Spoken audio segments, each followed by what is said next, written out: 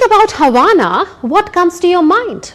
Did you say beautiful beaches, colorful streets, colonial buildings, and a great history? Not to mention the revolutionary leader Fidel Castro. But what if I tell you this Cuban capital is linked with some mysterious biological abnormalities, at least for Americans? They call it anomalous health incidents, more popularly Havana Syndrome.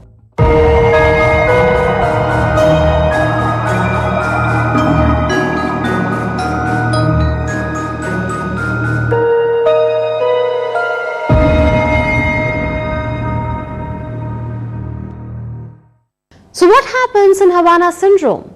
The syndrome results in vertigo, headaches, memory lapses, cognitive dysfunction, and hearing of noises. And who suffers from it? Only US diplomats and intelligence officials.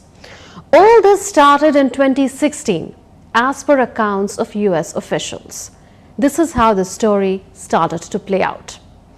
American diplomats and CIA officials stationed in the US Embassy in Havana reported headaches, nausea, acute discomfort, and painful sensations in the ears all of a sudden.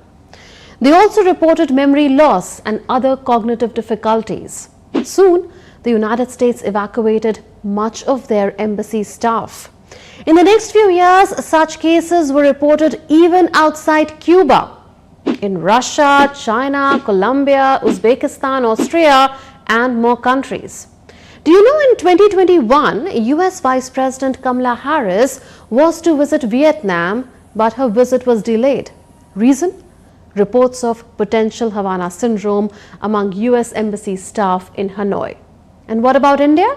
According to media reports, when CIA Director Bill Burns traveled to India in 2021, a member of his team reported Havana Syndrome. In 2023, the government of India said it will launch an investigation into Havana Syndrome. This happened after a plea was filed in the Karnataka High Court. That plea had asked for an inquiry into the presence of this mysterious illness in India. Now, what exactly causes Havana Syndrome? From the very beginning, the exact cause was not known. But several conspiracy theories abound. There was early speculation that these were targeted attacks on US officials abroad, in which microwaves or ultrasonic energy was used. There were accusations and denials. Back in 2016, the US and Cuba had just patched things up after years of strained relations. Havana Syndrome was a new irritant in ties though. Initially, Washington claimed its diplomats were victims of sonic attacks by Cuba. But Cuba denied any involvement. It said it knew nothing about the illness. US intelligence officials also pointed fingers at Russia. But Moscow too denied any involvement. Some theories also suggest that Havana Syndrome was a side effect of foreign spying gone wrong. So theories after theories, but neither the intelligence community nor the medical fraternity has been able to identify the cause of the illness. In 2023, several US intelligence agencies concluded that Havana Syndrome was not caused by any foreign adversary. Now, in March 2024, American Medical Research Agency, the National Institutes of Health, said it has found no evidence of brain injury in federal employees reporting symptoms of Havana Syndrome. The study compared brain MRIs and clinical tests of over 80 federal employees and their family members reporting Havana Syndrome with healthy volunteers.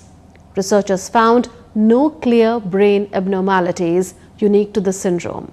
But NIH did acknowledge that though their study did not zero in on a specific cause, the symptoms experienced by those with Havana Syndrome are very real and deserve serious attention.